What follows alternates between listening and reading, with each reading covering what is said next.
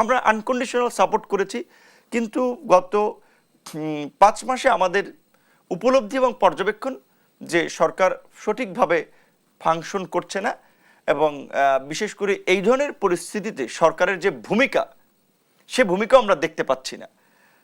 এমনকি গত সর্বশেষ প্রধান উপদেষ্টার সাথে আমাদের মিটিংয়েও, যেটা ছাত্র নেতৃবৃন্দ, জাতীয় রাজনৈতিক দল সহ সবাই উপস্থিত ছিল, সেখানে জুলাই ঘোষণাপত্র নিয়ে আলোচনা হয়েছে। সেখানে প্রধান উপদেষ্টা বলছিলেন যে আপনাদেরকে দেখলে আমি শক্তি পাই, একা থাকলে দুর্বল লাগে, মানে এরকম একটা কথা ইন্ডিকেট করেছিলেন।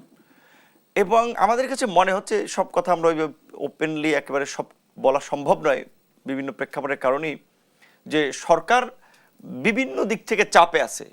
সেটা হতে পারে সরকারের মধ্যেরও চাপ, সরকারের মধ্যেও বিভিন্ন বলয় থাকতে পারে, বিদেশি চাপ, সামাজিক চাপ, দেশের অভ্যন্তরীণ অর্থনৈতিক বিভিন্ন প্রেক্ষাপট কেন্দ্রিক চাপ। সো এই চাপ নিয়ে এখন সরকার বেশি দূর যেতে পারবে না। এখন যদি যায় তাহলে দেশ একটা মানে কি বলবেন, একটা সংকটে পড়তে পারে, যেই সংকট থেকে উত্তরণের জন্য তো এই অন্তর্বর্তী সরকার। সেখানে আরেকটা যদি সংকট তৈরি হয়, এটা তো আমাদের কাম্য না।